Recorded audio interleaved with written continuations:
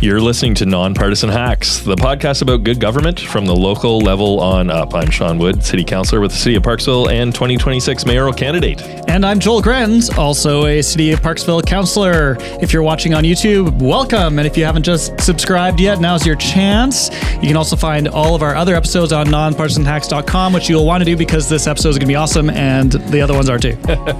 Today we're getting into something that lands in every homeowner's mailbox every spring and causes immediate anxiety, the property tax bill. And we're going to use Parksville to discuss this a bit because that's where we're elected, but property taxes, the structure, the line items, why your bill can jump, that applies pretty much everywhere in Canada. So whether you're in BC or Ontario or anywhere in between, stick with us. This one's going to make sense of something that really shouldn't be this confusing.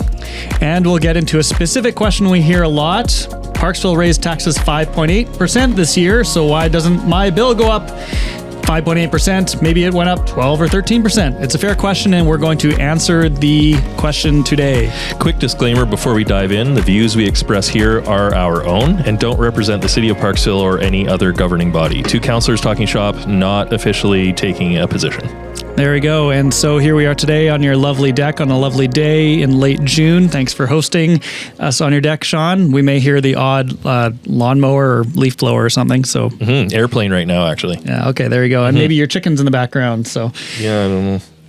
They're pretty quiet right now. They're pretty chill right now. Yeah. So the first thing we really want to dive into is the property bill that comes in the mail, property tax bill. Why does it look the way it does? What are all those different line items? It's like one big lump, but what is in that lump? Yeah, the first thing to understand, and this trips people up constantly, is that your property tax bill isn't one tax from one government. It's a collection of levies from multiple different authorities, all rolled into a single invoice.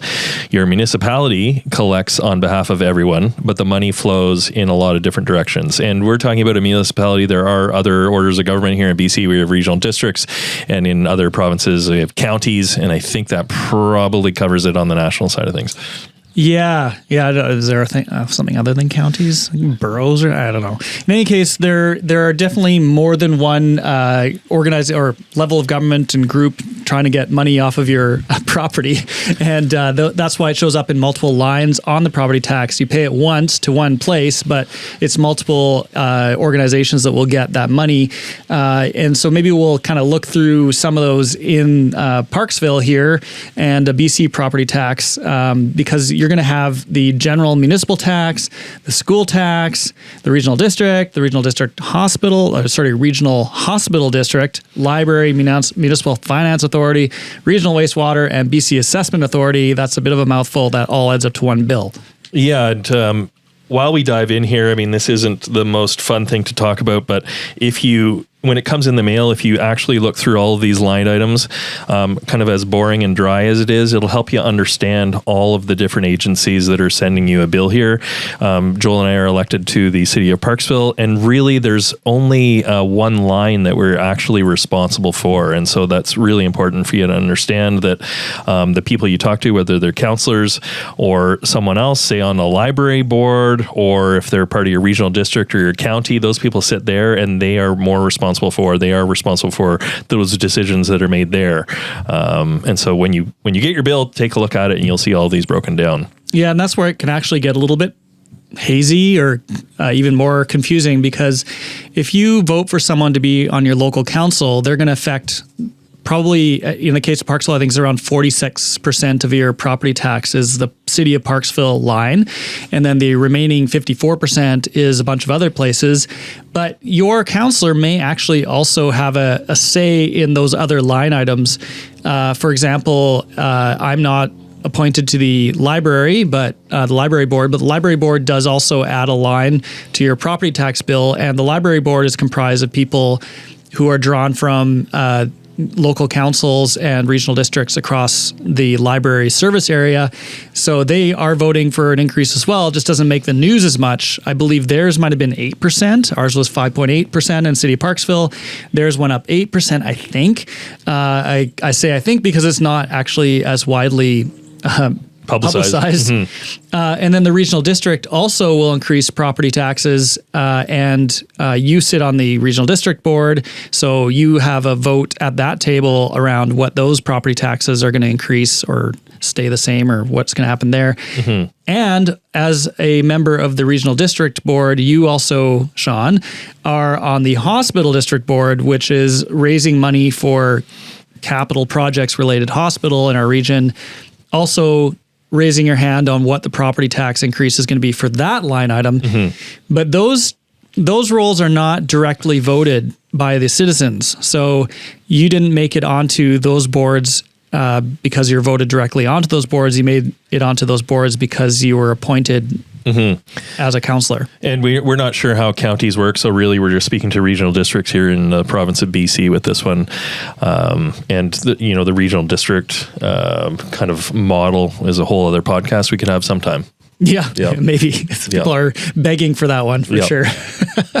So when people say the city raised my taxes, this is what usually makes it into the newspaper. That is the city's portion only. It's quite possible that a whole bunch of other lines on that tax bill went up, maybe even more than the city's, or maybe less. And we'll get into that a little bit more as we move on. But let's move on to the next item here, which is the assessment versus the rate. Sean, do you want to dig into this? Why are they? What's different between the assessment of your property value and the rate that you're going to pay on that property? So, Joel, when I get my BC assessment, obviously other provinces have their own means of assessing, but if my assessment goes up 20%, that means I can expect my property taxes to also go up 20%, right? Do we have sound effects for this? No, we don't have any sound effects, but that is not how it works. Yeah, so if your property your property value increased, congratulations. Generally speaking, property values are overall increasing year over year. This year in BC, we actually did see a decrease overall in the assessed values of properties across BC. The average, but that doesn't mean that yours didn't go up. And if yours went up and everyone else's in your community went down, guess what? You're going to actually be paying a lot more taxes because it's all proportional to what everyone else's property values. What happened to their property values? Yeah, we hear this quite a bit when we get asked about our property taxes and assessment. The city of Parksville, we set a budget, and that amount of money is what it costs for us to deliver the services as a city to your property and to all the other properties that make up the city of Parksville. So we set the budget. That's the dollar amount that we need to fulfill that budget. We are going to get that dollar amount from property taxes. How we spread that dollar amount out is with the assessments. So if everybody's assessment goes up the exact same amount, then the pie of our budget will be split up depending on your assessed property value. If your assessment went up higher than average in the city of Parksville, then you're going to get a bit larger slice of the pie of the budget, billed to you. Yeah. That's how I look at it. So basically, the best case scenario, really, if you want to have lower taxes on your property, is for your property value to not increase as much as everybody else's, because then you might actually end up with a lower than the overall increase that you have to pay for. So if the budget went, say, from 28 million to 30 million, that additional 2 million gets distributed across all the homeowners. And if your property value increased much more than everybody else's, then you will also be getting an increase higher than what the average increase would be. And not only the increase gets distributed, but our entire budget does get distributed as well. That's true. Fair point. When I sat down with a guy, and you and I both have coffees with people when they ask for coffee. I think it's a great way to for people to interact and get to know us, and I think it's part of our job. We'll be drinking a coffee anyway. Yeah, we'll be drinking a coffee anyways. But his, the person I'm thinking of, his assessment went up 7%, whereas the average city of Parksville property assessment only went up 2%. So his property, for whatever reason, BC assessment it went up 5% higher than the average property. And so the dollar value of his property went up $60,000 more than last year, which if you're the owner of the property, you're probably pretty happy with that. That doesn't necessarily mean that if you went to market with your property and tried to sell it today that you would get that amount, but people in the market looking for a home or looking to sell a home, realtors, they'll use that BC assessment as a bit of a benchmark. So his property went up $60,000 and his gross property tax bill, all of those different lines and orders of government and agencies that we were just talking about, his gross bill went up $750. So his assessment went up $60,000 and his gross property tax dollar amount was $750. And I asked him, I said, hey, so is it a good thing that your assessment went up $60,000? And he said, well, it's a bit of a double-edged sword. Yeah. And it is. It was an honest answer. Yeah. It is an honest answer. Yeah, when your BC assessment comes in the mail, you might be like, woohoo, my value of my property went up. My net worth now went up. And then you also see another line in the BC assessment paper that comes in the mail that gives you an average for your area. And if you're increasing at a higher average or higher amount than the average in that area, your property tax, double-edged sword. There's the other edge of that sword is that your property is now going to be taxed at a higher amount. And, being elected to local government, Joel, we kind of want, if we're doing a good job, actually the assessments go up because there's a demand. When BC Assessment does their assessments at recent sales of similar properties to assess yours, there's a demand for your property.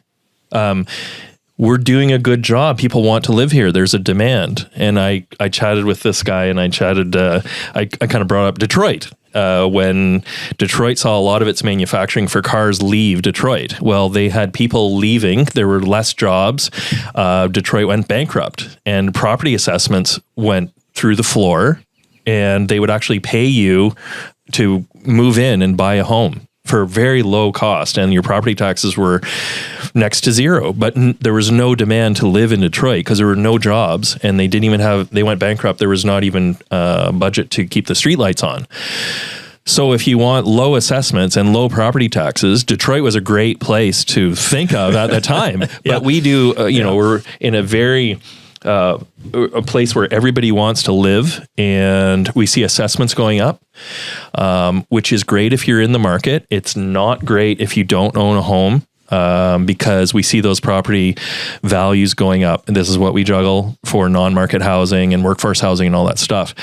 But in this case, he saw his property assessment go up $60,000 and the gross property tax dollar amount went up $750. So actually, he's really in the black. He's doing great on the dollar side of things. But that doesn't mean, Joel, that people are liquid enough and have the cash to spend on that property tax amount. Yeah, and that's the trick here about taxing properties. We do need to recognize that it is essentially a wealth tax. We're taxing people on not the flow of their money, but on the value of an asset. And that value can change all the time, which is why every year BC Assessment determines what that change is. And we don't do this with a lot of other things. We don't tax maybe cars based on their current value, or things in your home we don't see an inspector coming every year and looking at all do you have any jewelry that you acquired this year? And we're going to tax you on the value of that jewelry now. So we only do that, I think, with homes. I'm not sure if we do that on any other things. We don't tax people, for example, on their investment portfolio until they sell. Then you'll be paying a capital gains tax.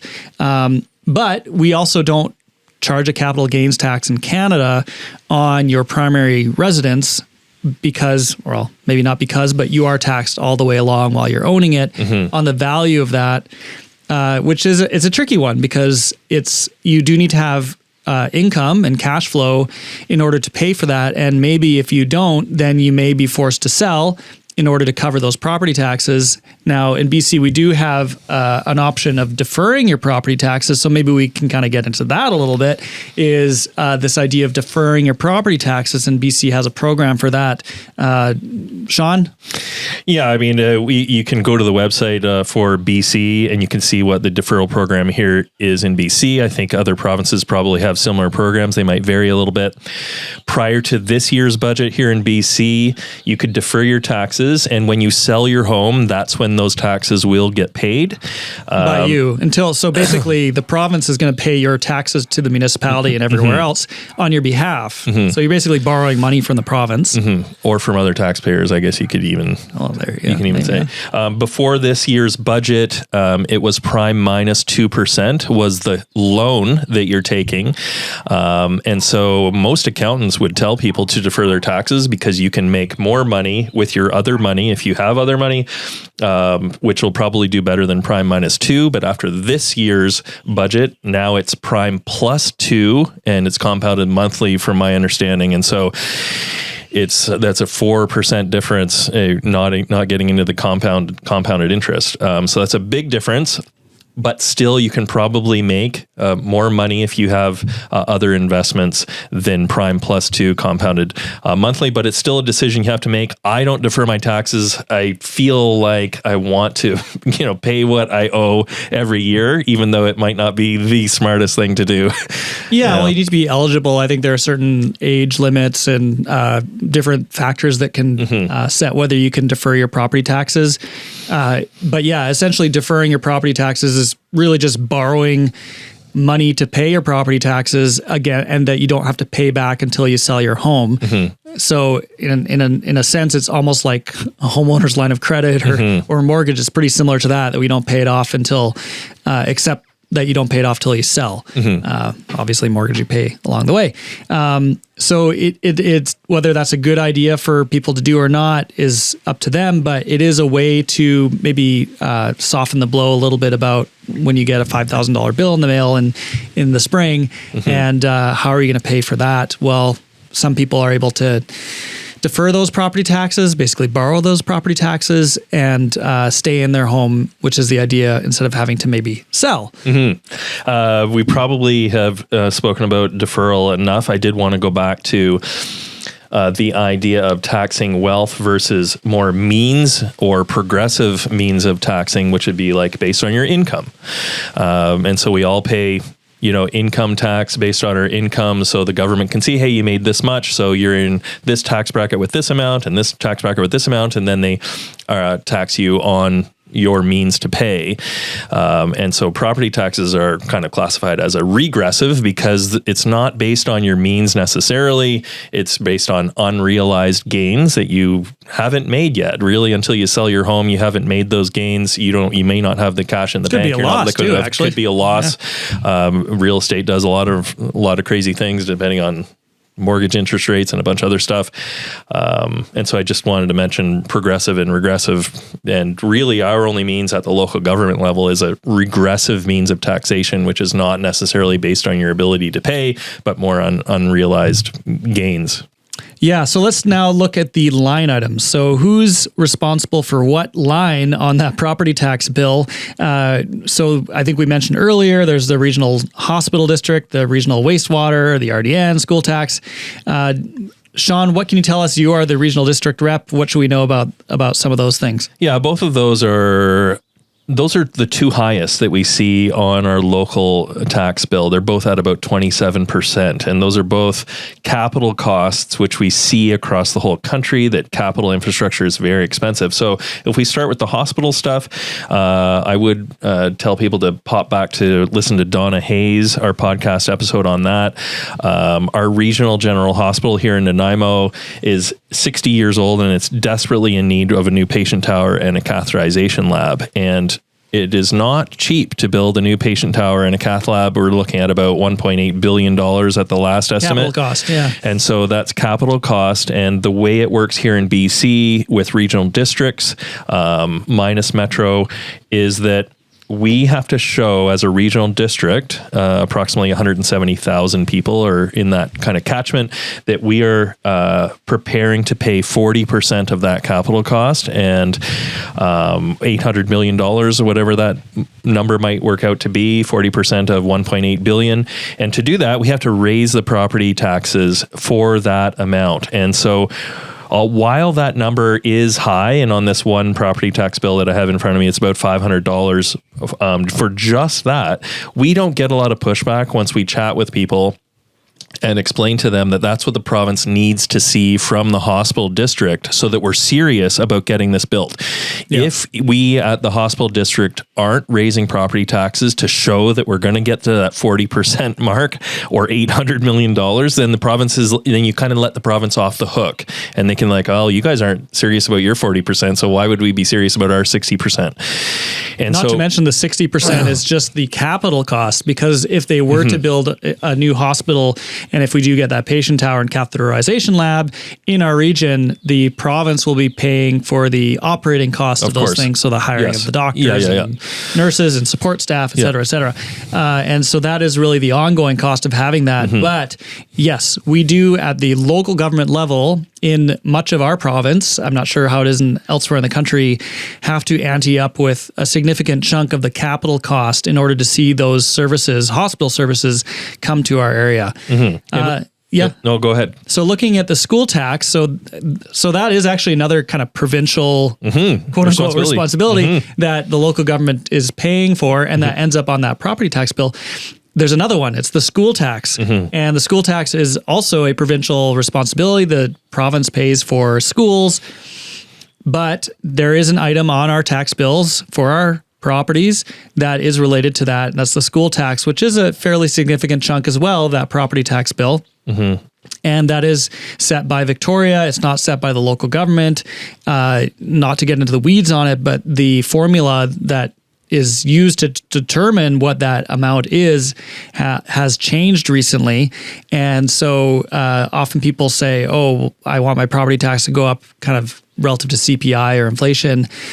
That is not how the school tax is calculated any longer. And in fact, really very few of these lines are calculated that way, just so people know. They're calculated more based on the actual budget of those items. So just something to flag.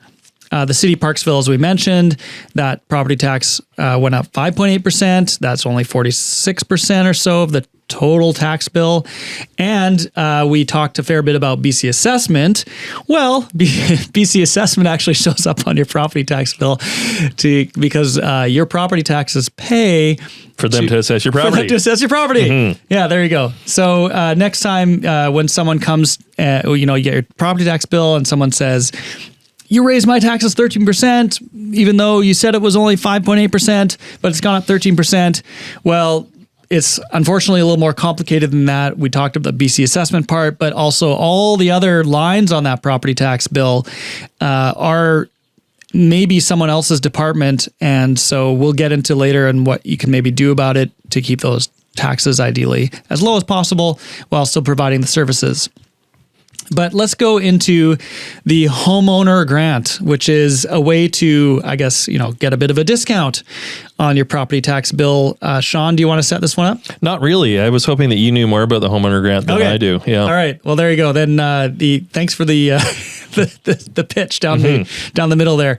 So actually, at the beginning of my term, I did bring forward a motion to AVICC, which is our local government organization, where we can bring resolutions that we can bring then to the province as a sort of common voice. And mine was about the homeowner grant. So every year in BC, you can apply as a homeowner for a homeowner grant that the province basically pays a chunk of your property tax bill for you. The thing is that grant amount has not changed, unlike all the other items where they go up every year, maybe relative to CPI, maybe not, but they do go up. The homeowner grant does not go up. So every year as your property taxes increase, your homeowner grant stays the same. So basically you're actually kind of eroding away the value of that homeowner grant. And I brought a motion to ask the province to adjust that amount every year.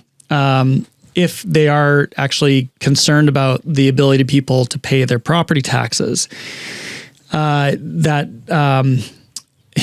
question is whether that is actually something that we want to be putting provincial taxes towards, is helping subsidize people's home ownership.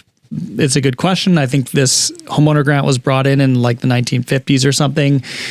So it's been around for a long time.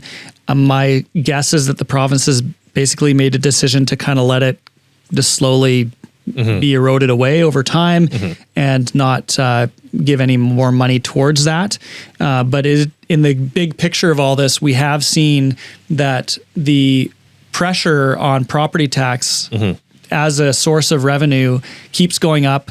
The province is putting more responsibility on local governments, who then have to charge more for those services on that property tax. The school taxes are increasing. The expectations around funding major projects is increasing. So more and more pressure is going on homeowners. It's a bit of a policy decision about whether that is the right way to go about it. But it's something we should all be aware of when we think about sort of a policy level, is where do we want to be getting our revenue from as a society? Do we want to get it from the wealth, unrealized gains, as you mentioned? Do we want to get it from flowing funds? Do we want to get it from sales taxes? We have a mix, and getting that balance right is, of course, a bit of a challenge. Yeah, you can just imagine that here in BC, if you're listening from another province, here in BC, our current provincial debt is $13.2 billion, I believe, is our current deficit for this year. Not our debt, but our deficit for this year's budget. And so this homeowners grant would be in a fund that hasn't been increased for a long time. And so since it's not even keeping up with inflation, it's been kind of getting smaller as the dollar relatively devalues. And so they've been just leaving it there. And so we see cost of living going up and cost of homes going up. And so then we see the province pushing more things onto property taxes, which increase the cost of owning a home, while they're arguing that that home ownership is too expensive. So, there's definitely a discussion to be. Yeah, and I think we did a bit of an episode on that. Is making homes more affordable by taxing them. So feel free to check out that episode.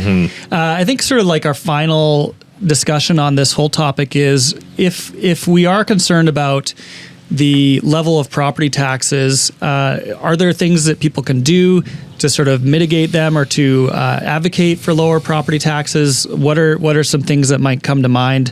I guess maybe starting with, I think maybe we talked a little bit about it, is just disputing your assessment is one way.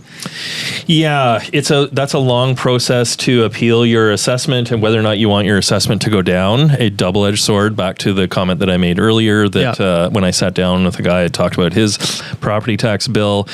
It's a double-edged sword. I think that's a very complicated way to do it. I don't think very many people want their assessments to actually go down. They just want their property taxes to go down, which is easier said than done. What I would recommend, though, is for people to reach out to their local councillor or mayor and see if they'd be up for a coffee, because my experience is, once I sit down with someone and the person sees a councillor or mayor sit down with them and actually go through it, people love to actually feel like they're getting heard. And then, as someone who, you and I are getting into all the meat and potatoes and minutia of this, go through each item on the bill with them, then they have a better understanding. Because I think most people are just out there trying to get their kids to baseball or soccer and pay their bills and get to their jobs and maybe go camping for the weekend or whatever they're trying to do with their lives.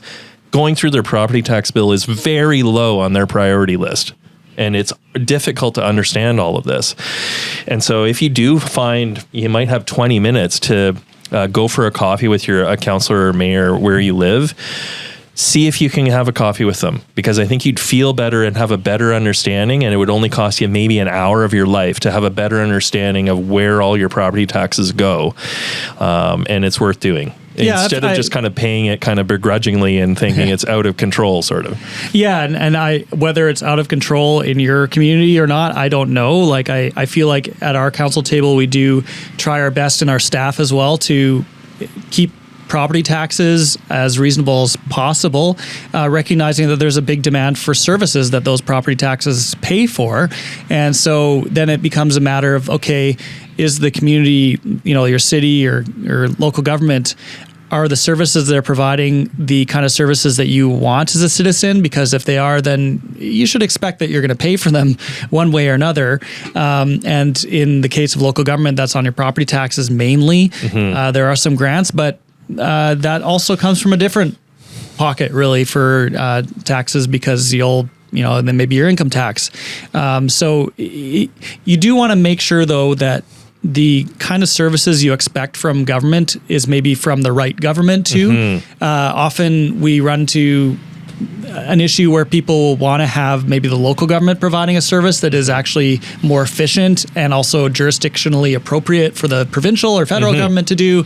I haven't had a lot of people ask for us to increase our defense budget in the city of Parksville. No. That is federal government responsibility, but we do get people requesting us to do things that are provincial responsibility with local tax dollars, which we can do, but in most cases, and we've generally made the decision at our local council to advocate instead of taxing. So if it's something that's provincial responsibility, we will advocate for the province to step up in our community on those issues so that we don't necessarily have to provide that service to the local government, which we could, but probably less efficient to do so in many cases, and definitely will add to the property taxes.